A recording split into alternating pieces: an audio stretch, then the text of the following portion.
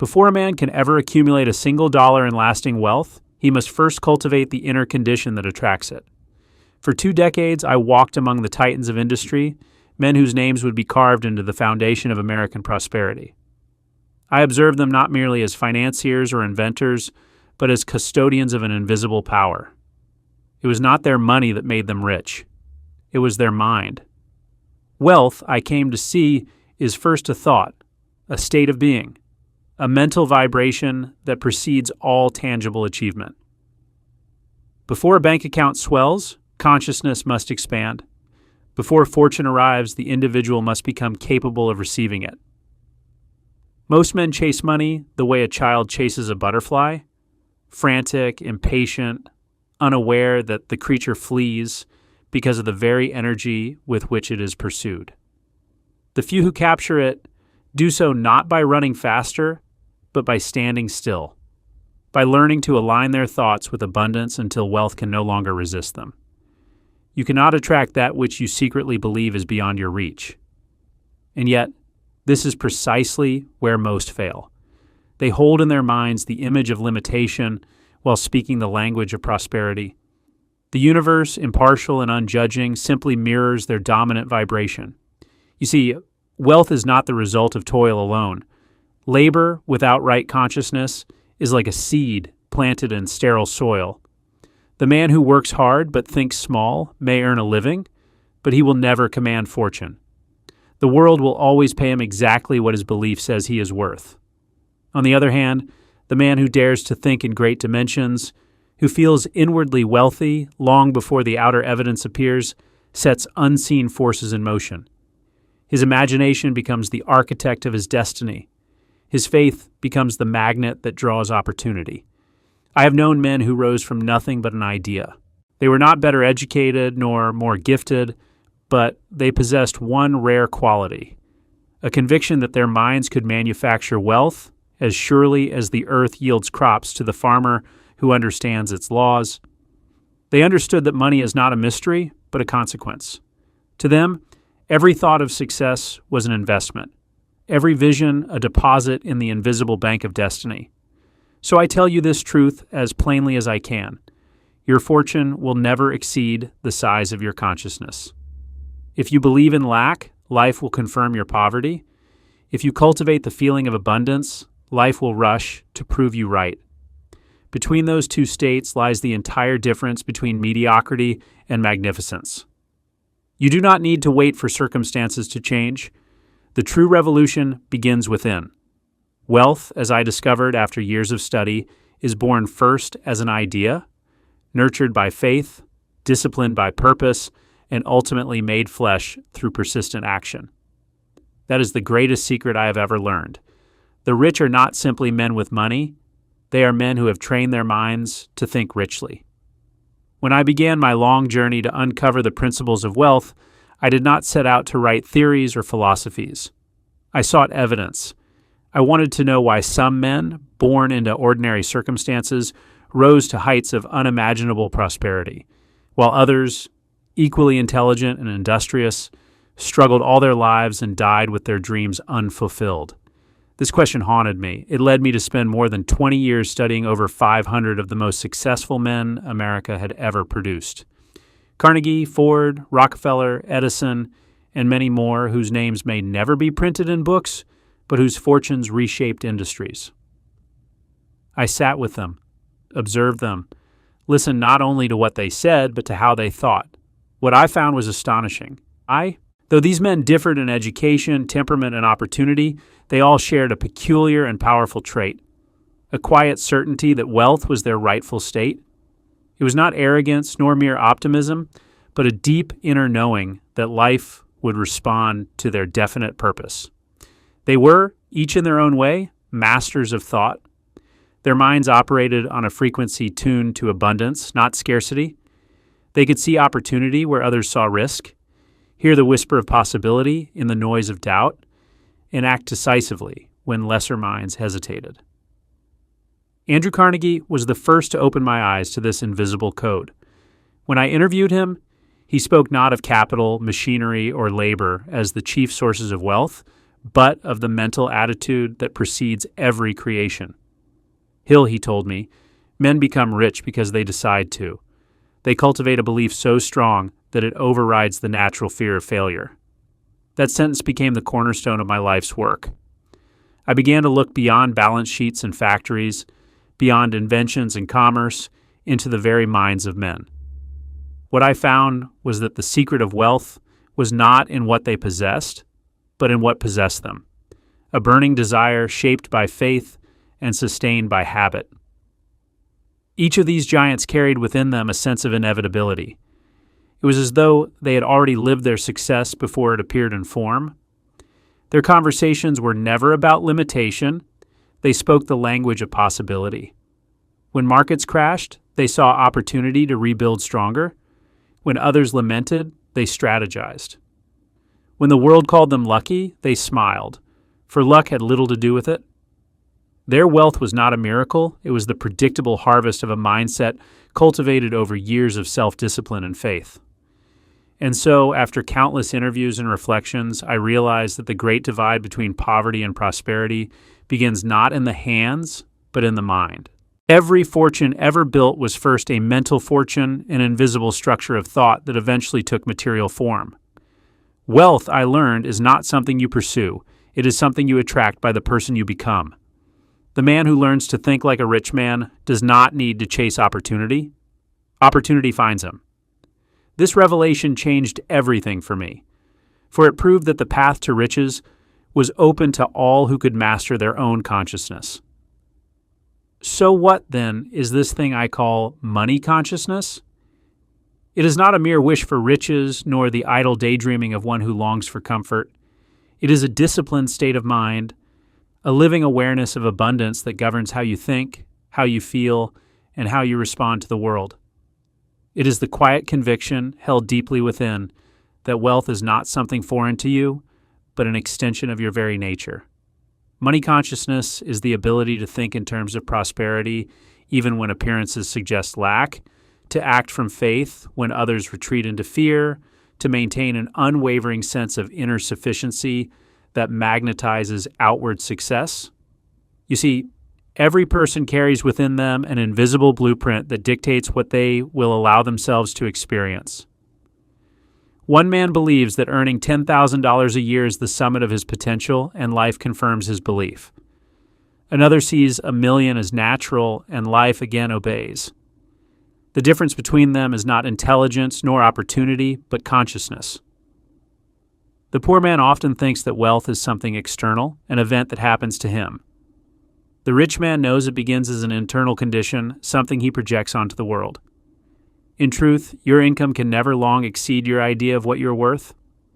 You may stumble into money by chance, but unless your consciousness supports it, you will lose it as quickly as it came. Money consciousness is not greed, for greed is rooted in fear. Greed says, I must hold on or I will lose. True wealth consciousness says, there's always more where that came from. It replaces anxiety with certainty, competition with creation. It shifts your awareness from survival to expansion. When you develop this inner posture, you begin to see opportunity everywhere.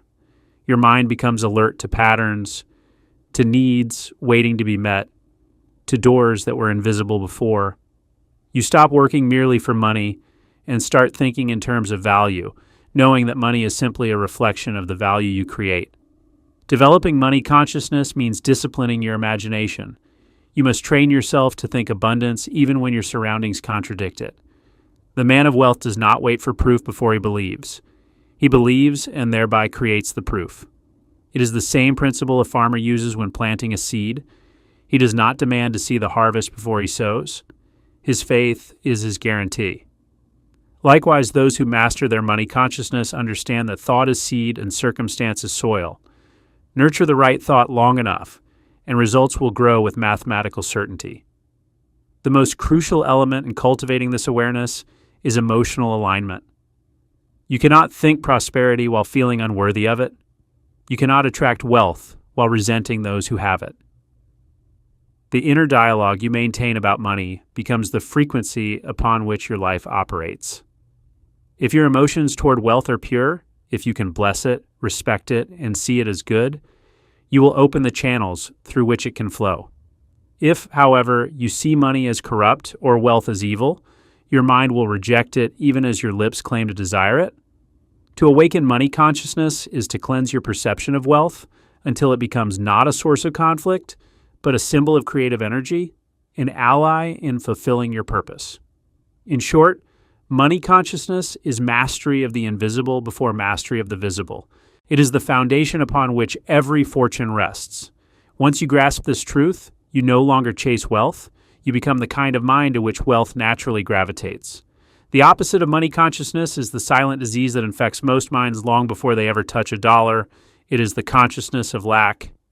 It whispers that there is never enough, that someone else's gain must be your loss, that opportunity is a closed door guarded by fate. This mental poison is subtle, but its effects are devastating. It causes people to shrink from their own potential, to sabotage success the moment it approaches, and to justify mediocrity with noble-sounding excuses. I have seen brilliant men paralyzed by it, men who had every advantage but were haunted by invisible chains of fear and doubt. The consciousness of lack does not appear overnight. It is learned, absorbed from the conversations we hear as children, from the scarcity our parents feared, from societies that worship security and distrust ambition. It hides beneath phrases like, be realistic, money doesn't grow on trees, rich people are greedy. Each phrase, repeated often enough, becomes a spell, sealing the mind in a cage of limitation. And so, millions labor their whole lives within this prison, convinced that life is a struggle, that success belongs to a chosen few, that destiny has written them out of its ledger of abundance. They do not realize that what they believe about money is far more powerful than any market trend or economic cycle. You can recognize the consciousness of lack by its symptoms. It doubts every opportunity, questions every new idea, fears every risk. It looks upon the success of others with envy rather than inspiration. It clings to possessions and calls that caution, though in truth it is fear disguised as prudence. It resists generosity, assuming that giving diminishes rather than multiplies. It spends its days worrying about what might go wrong instead of planning what could go right. To such a mind, money is not a tool of creation, but a symbol of anxiety, a reminder of what might be lost. The tragedy of the lack-minded man is that he can work himself to exhaustion and still remain poor, for his actions are infused with the vibration of fear. Even when opportunity knocks, he hesitates, calculating every danger until the moment passes. He seeks safety above growth, and so life gives him precisely that, safety, but no progress. His prayers for abundance are canceled by his thoughts of scarcity. The universe listens not to his words, but to the emotion behind them. To escape this state, one must first recognize it for what it is, a mental habit, not a sentence. Poverty, in its truest sense, is not the absence of money. It is the absence of belief in one's creative power. It is the blindness that prevents a man from seeing the resources already within his reach. The first step toward wealth is not earning more, but thinking differently. You cannot plant the seeds of prosperity in soil poisoned by fear. The mind must be cleared, purified of resentment, guilt, and self-pity. Only then can new thoughts take root. Thoughts of expansion, service, confidence, and faith. Remember this: the universe abhors a vacuum. When you empty your mind of the belief in limitation, abundance rushes in to fill the space. The moment you cease to think in terms of not enough, you begin to see the infinite opportunities that have always surrounded you. Lack consciousness creates blindness. Money consciousness restores sight. And when a man begins to see clearly, he discovers that what he called scarcity was never real at all. It was only the shadow cast by his own disbelief. Every great achievement begins in the realm of thought. Thought, in its purest form, is energy, subtle, invisible, but more potent than any force known to man. It is the architect of circumstance, the unseen hand that molds matter into form. This was the revelation that struck me as I observed the world's great industrialists. They were not merely men of action, they were men of directed thought. Their fortunes were not accidents of birth or luck.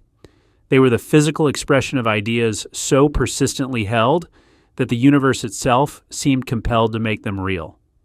A thought, once believed and charged with emotion, becomes magnetic. It attracts to itself the resources, people, and conditions necessary for its fulfillment. You may call it coincidence, but I call it law. Every mind operates as a broadcasting and receiving station for vibration.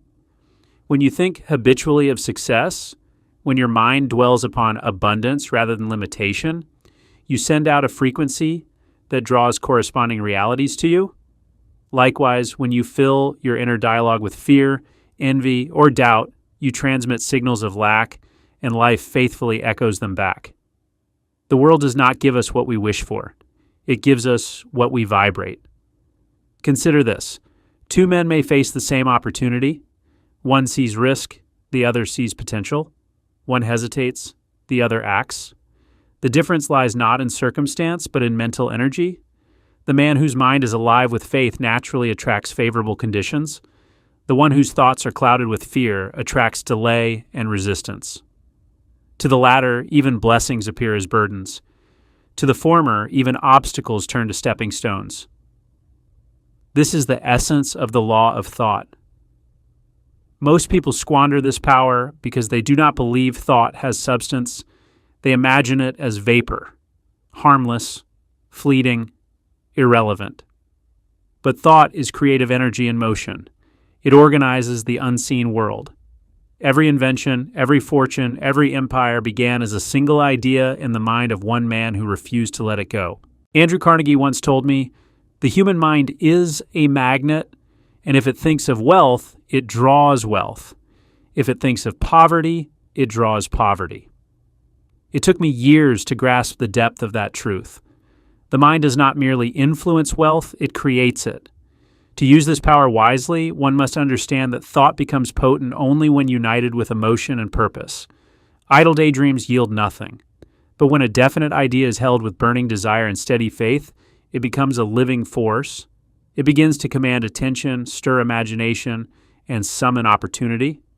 This is why a man of purpose so often appears lucky. What others call fortune is merely the law responding to his mental clarity. If you wish to grow rich, begin by treating every thought as a seed.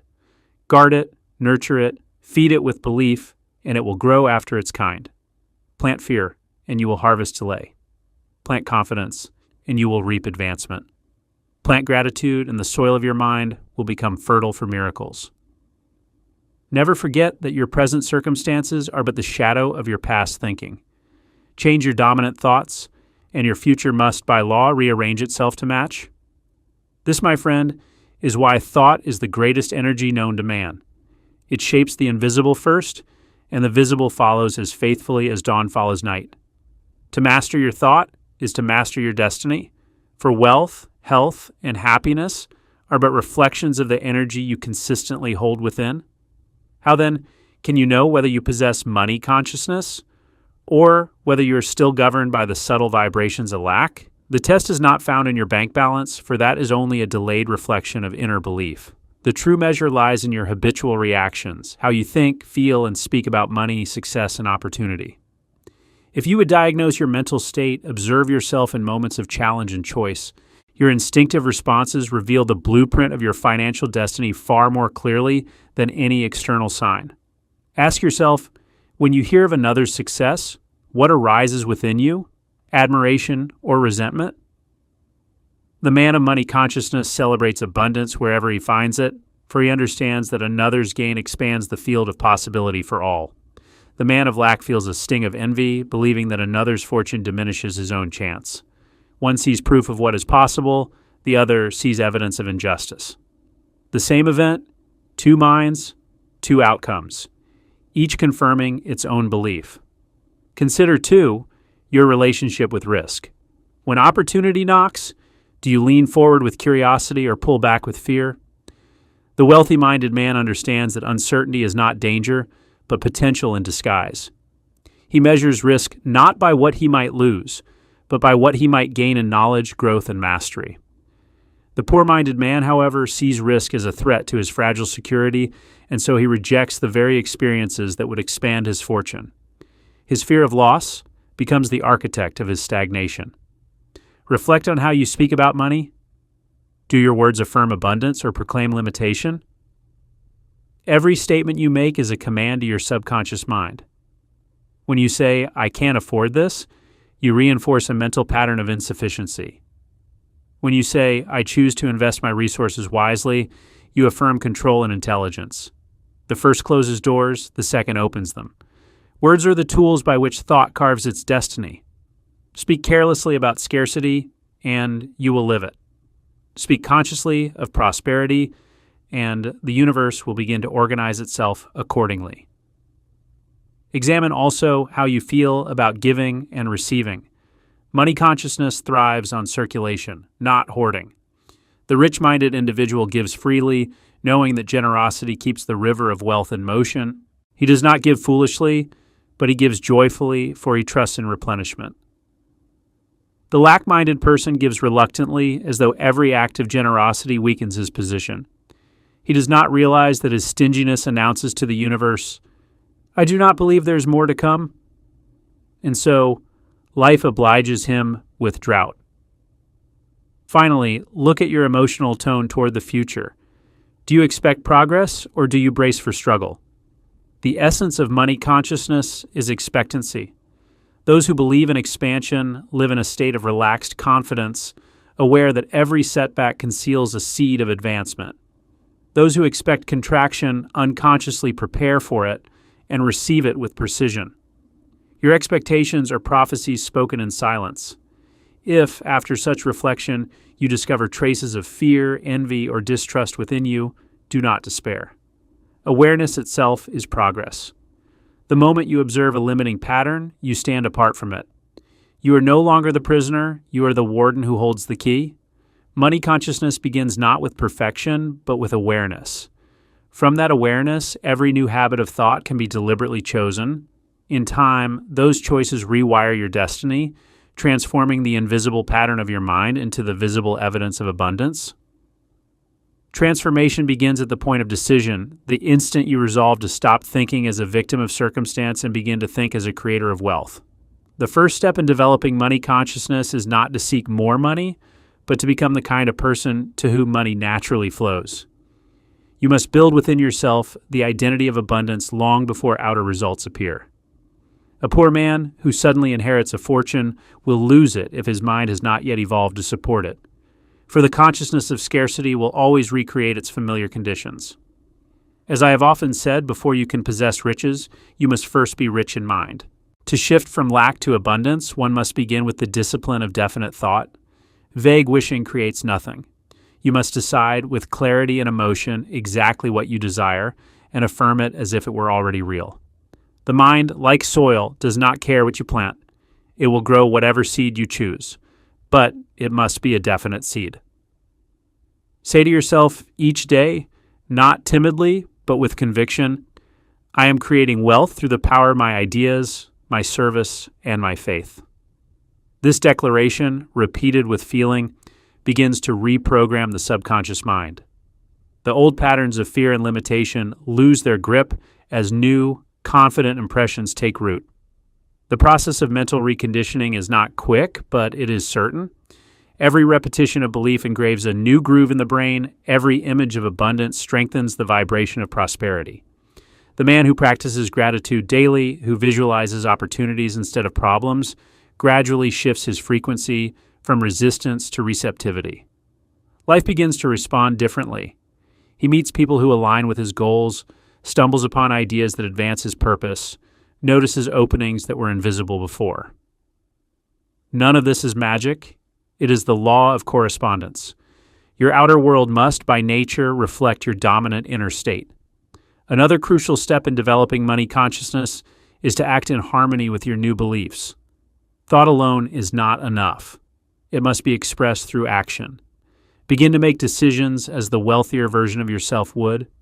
Speak with confidence. Carry yourself with dignity. Treat your work as important. When doubt whispers, "Who am I to succeed?" answer firmly, "I am one who has chosen to think differently." This practice builds a new identity, and identity is the engine of behavior. You cannot sustain abundance with the mindset of a struggler. You must embody success before the evidence appears. The shift also requires forgiveness, both of yourself and of others. Many live trapped by resentment, blaming the world for their condition. Yet resentment is the emotional equivalent of debt. It ties your energy to the past. To be free for prosperity, you must release every grievance. Speak blessings over those who wronged you, not because they deserve it, but because you deserve peace. The mind that harbors bitterness cannot receive new good. As you continue this inner work, you will notice a quiet confidence replacing anxiety. You begin to interpret events differently. A setback no longer feels like punishment, but as instruction. A delay becomes preparation. Every challenge becomes an opportunity to strengthen faith. In this new mental climate, money ceases to be a source of worry and becomes a tool for purpose. You realize that abundance is not about accumulation, but circulation. The freer your mind, the freer the flow of wealth through your life. So, take this first step boldly. Decide today to see yourself as already wealthy, in thought, in gratitude, in potential. Hold that image with steadfast faith. Each time you act upon it, you carve a new destiny. Money consciousness is not built overnight, but once established, it becomes unshakable. And from that unshakable inner wealth, the outer wealth must inevitably follow, just as the dawn must follow the night. Faith is the unseen hand that turns thought into form. It is the bridge between imagination and reality, the mysterious force that converts the intangible into the tangible. When I speak of faith, I do not mean mere hope or religious sentiment, but a mental state of absolute certainty, a conviction so strong that doubt cannot enter. Faith is the engine of money consciousness, for without it, every desire remains only a dream. You may possess great ideas, ambition, even skill, but until you believe with such intensity that your belief becomes emotion, your thoughts have no magnetism. Faith is the spiritual currency of wealth. Every fortune begins with a man who believed in something invisible long before the world could see it. Edison believed in light when darkness was all that surrounded him. Ford believed in mobility when others laughed at the horseless carriage.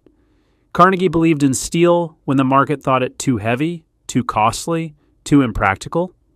Their faith was not a vague optimism. It was a conscious partnership with unseen laws. They knew their visions were possible, and that knowledge became the vibration that shaped reality. You may ask, how can I develop such faith? The answer lies in repetition, emotion, and imagination. The subconscious mind accepts whatever is impressed upon it through consistent feeling. If you dwell daily on limitation, your faith will anchor itself in fear. If you dwell upon possibility, it will root itself in confidence. Begin by affirming your goal with passion, not as a future wish, but as a present fact. Say, I am already living in abundance. Every day, wealth flows to me through channels known and unknown. At first, these words may feel untrue, but persist. Repetition builds familiarity, and familiarity breeds belief. In time, your emotions will align with your statements, and your faith will crystallize into reality. Faith thrives on evidence of your own creation. Each time you take action aligned with your vision, you give your mind proof that it can be trusted. The smallest success, an idea that works, a connection made, a problem solved, becomes a stepping stone that strengthens confidence. Doubt, on the other hand, thrives on inaction. When you hesitate, you feed the illusion that your dream is too distant. Therefore, act, however modestly, in harmony with your desired outcome. Action is the language through which faith communicates with the world. Understand, too, that faith is contagious. Associate with those who believe in expansion, not contraction. The mind is impressionable. It mirrors the convictions of those it admires. Surround yourself with men and women who talk in terms of growth, who see challenges as opportunities. Their certainty will reinforce your own, while the company of the fearful will drain your energy and multiply your doubts. Protect your faith as you would a seedling in a storm. Finally, remember that faith must be accompanied by surrender, not to defeat, but to the larger intelligence that governs all creation. There will be times when your efforts seem unrewarded, when results delay. Do not interpret these pauses as denial. They are preparation. Faith is not tested in ease but in uncertainty. The man who can remain calm, confident, and expectant while the world appears indifferent has mastered the art of creation. His belief becomes command. His calm becomes power. Every man is building something in the invisible through the material of his thoughts and faith. The difference between the poor and the rich, the struggler and the creator, is not chance. It is the intensity of their belief. When faith and purpose unite, the universe rearranges itself to make room for their expression. Cultivate this unwavering certainty, and you will find that wealth is not something you chase. It is something that responds. There's a mechanism within your mind more powerful than any tool created by man, a mechanism that can rewrite your destiny if you learn to use it correctly.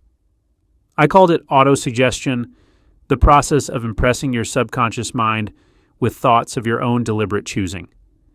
Every belief, every habit, every limitation you carry today was installed through this process, whether you were aware of it or not. The mind, like fertile soil, accepts every seed you plant, words, emotions, fears, hopes, and it grows them without judgment. If you do not plant consciously, weeds of doubt will grow by default. Thus, the art of wealth begins with mastering the language you speak to yourself. Autosuggestion is not idle affirmation. It is the conscious training of the mind through repetition, emotion, and faith. When you speak words charged with feeling, your subconscious accepts them as commands. It cannot distinguish between reality and imagination. It only obeys the dominant vibration you feed it. Therefore, the man who continually says, "I can't," "I never have enough," or "it's hard to get ahead," hypnotizes himself into poverty. He writes a script for failure and lives it faithfully. But the man who deliberately chooses to affirm, "I am a creator of value. Money flows to me because I serve with intelligence and purpose," reprograms his mental machinery.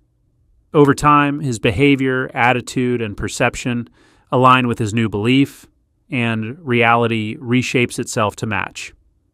To practice autosuggestion effectively, you must engage your imagination.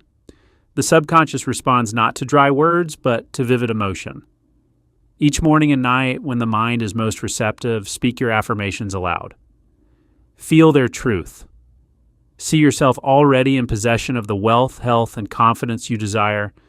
Imagine the texture of success, the ease with which you conduct your affairs, the gratitude you feel as opportunities unfold.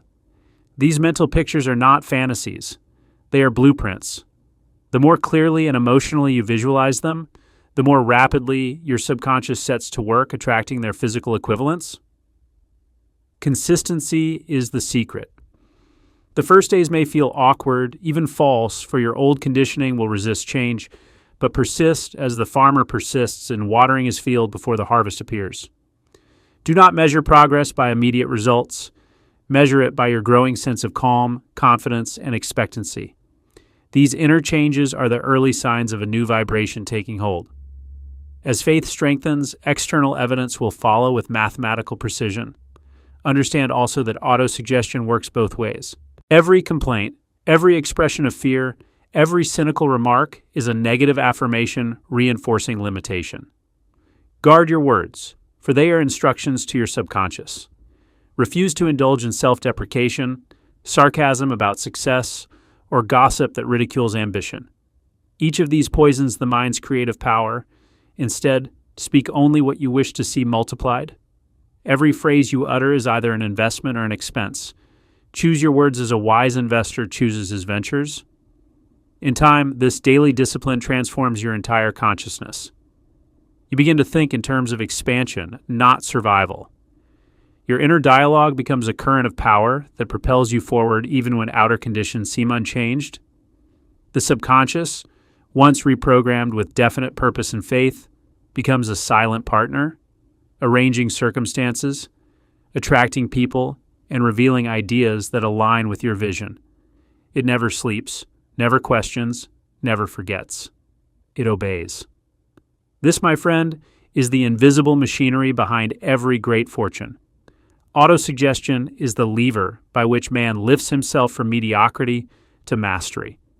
By controlling his inner conversation, he gains dominion over circumstance. By commanding his own mind, he commands his destiny. For as you continue to tell yourself who you are, the universe will eventually agree. No mind, however brilliant, can sustain the vibration of wealth while immersed in an atmosphere of fear, doubt, and complaint. Your environment, physical, social, and emotional, acts as a mirror that amplifies your inner state. Just as a seed cannot flourish in polluted soil, money consciousness cannot mature among those who ridicule ambition or glorify struggle.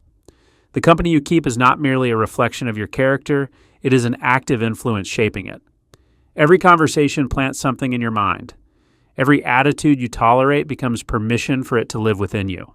I learned long ago that the quickest way to predict a man's future is to observe his associations. Those who habitually speak of limitation, who treat success as accident and wealth as corruption, are merchants of mental poverty. They may mean no harm, but their words are like smoke that suffocates faith. Spend enough time breathing that air, and your vision will cloud. Your own ambitions will begin to feel excessive or naive. You will find yourself hesitating where once you acted boldly, doubting where once you believed. Energy is contagious. Borrow wisely. To cultivate money consciousness, therefore, you must curate your surroundings as deliberately as a gardener tends his greenhouse.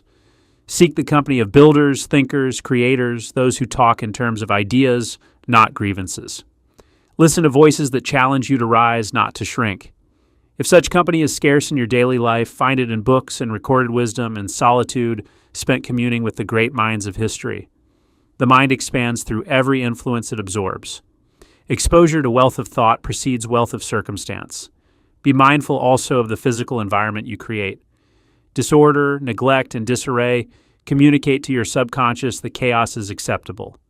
Cleanliness, order, and beauty signal respect for abundance. The man who respects his surroundings, however modest, trains his mind to expect harmony. This expectation, subtle though it seems, aligns him with the vibration of prosperity. Your environment is an affirmation, a declaration of how you see yourself and what you believe you deserve. But the most powerful form of environment is emotional. The energy you allow around you, anger, gossip, cynicism, either drains or fuels your creative power. Guard your peace as a miser guards gold, for peace is the soil in which faith grows. When you must deal with negativity, do so without absorbing it. Observe it as you would a passing storm. Acknowledge, protect your calm, and let it pass. The ability to remain centered in the presence of chaos is the hallmark of a master. Remember this law.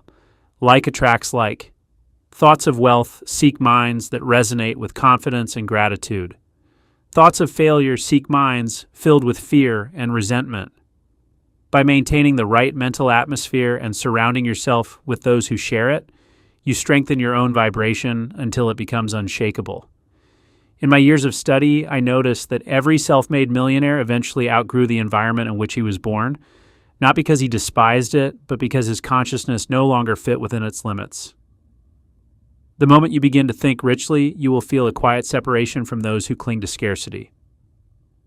Do not grieve that distance. It is proof of growth. You cannot remain rooted in the soil of doubt and still reach toward the sunlight of prosperity. So choose your influences with reverence. Let every friendship, every habit, every space you occupy reflect the wealth of thought you are cultivating. For consciousness is fragile while it develops, but once matured, it transforms its environment instead of being shaped by it. When that day comes, you will not need to seek abundance. It will surround you because you have become the atmosphere in which abundance naturally thrives. True wealth, as I came to understand after years of inquiry, is not measured by the accumulation of possessions, but by the power to contribute to create value so great that money becomes its inevitable shadow. The man who has awakened money consciousness does not see wealth as his master or his goal, but as his instrument. He knows that riches are the natural byproduct of service, that the universe rewards those who multiply good for others. This principle lies at the heart of all enduring fortunes. The more lives you improve, the greater the current of prosperity that flows through you. To many, this idea sounds paradoxical. They have been taught to chase money directly, to make gain their primary motive, yet those who succeed most profoundly never chase, they channel. They understand that money is energy, and energy follows purpose. When your intention is narrow, merely to take, to hoard, to outdo, you cut yourself off from the very current that sustains abundance. The river of wealth flows toward usefulness.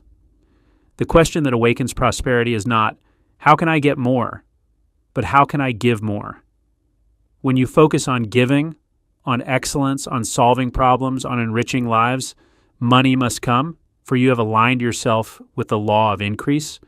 Consider the great captains of industry whom I studied. Carnegie did not build steel merely to amass fortune. He saw in it the material with which civilization could construct its cities. Ford did not dream of wealth. He dreamed of putting mobility within reach of the common man. Their fortunes were not accidents of cleverness, but the result of vision. They rendered service on a scale so vast that wealth could not help but follow. You may not command factories or corporations, but the principle remains identical. If you make yourself indispensable in your sphere, if you perform your work with imagination, integrity, and enthusiasm, your service will magnetize prosperity. The tragedy of the scarcity-minded person is that he fears giving. He believes that every act of generosity depletes him, when in truth, every sincere offering multiplies his resources. Life reflects your posture toward it. The hand that clutches cannot receive, the heart that withholds contracts, but the soul that serves expands, and expansion is the law of life. The moment you begin to serve with genuine joy, you shift from the vibration of getting to the vibration of being valuable, and wealth always seeks value. Understand that to serve does not mean to submit or to sacrifice your worth. It means to express your talents in a way that uplifts others while fulfilling your purpose. Money, when rightly understood, is simply the applause the world gives for value received. It is feedback from the universe confirming that you have contributed something of use.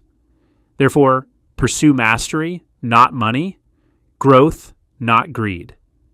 Let every enterprise you undertake be guided by the question, does this increase life for me, for others, for all? If it does, wealth will follow as surely as shadows follow light. Ultimately, money consciousness matures into service consciousness. You cease to view wealth as personal possession and begin to see it as stewardship. You hold it lightly, use it wisely, and direct it toward creation, education, and upliftment. In this stage, abundance flows without resistance, for you have become a conduit through which life itself expresses generosity. The richest men I met were not those who owned the most, but those who gave the most of themselves. Their ideas, their courage, their imagination. Their joy came not from counting coins, but from seeing their vision materialize and enrich humanity. That is the final transformation of money consciousness, when you no longer seek to own wealth, but to embody it. When you reach that point, you will find that the universe entrusts you with far more than you ever sought, for you have proven yourself worthy of being its channel of increase. Every change that lasts begins within the mind.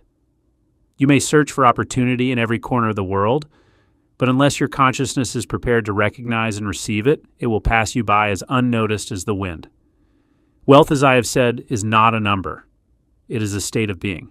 It begins as thought, matures as belief, and manifests as experience. You are not waiting for abundance to arrive. Abundance is waiting for you to awaken. The instant you think richly, feel richly, and act richly, you step into a different universe, one where circumstances obey your inner command. I have seen this transformation countless times. The man who once spoke of lack begins to speak of vision. The woman who once feared failure begins to feel guided by destiny. Their environment may remain the same for a season, but inwardly, the soil has changed. Soon, the harvest must change too, for life can only echo what you declare yourself to be. When you declare, I am abundance, I am capable, I am deserving, you open the gate through which prosperity rushes in. Never forget that this law works with precision. It does not favor the few, it serves all who understand it. Whether you are rich or poor today is irrelevant. What matters is what you believe about tomorrow. Begin now. Speak the language of wealth, walk with the posture of success, give with the spirit of one who knows there is always more to come. When fear whispers that you are unprepared, answer with faith that says, I am already becoming what I believe. That is the moment the tide begins to turn. And remember, wealth is not the hoarding of gold, but the expansion of life. It is the joy of creating, the freedom of giving, the peace of knowing that you are the master of your own vibration.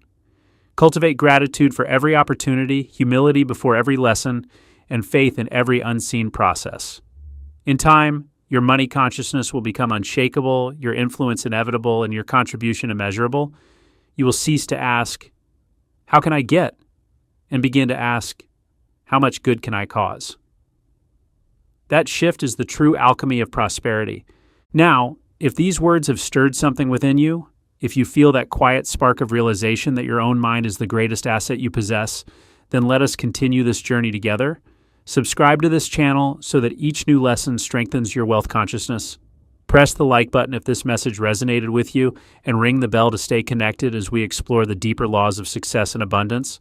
And I invite you to write in the comments, what does money consciousness mean to you? For every reflection you share adds power to this community of creators and thinkers. Let this be your declaration that from this moment forward, you think richly, act boldly, and live abundantly. For the secret weapon of wealth is already within you. It is your mind, awakened and directed toward the infinite.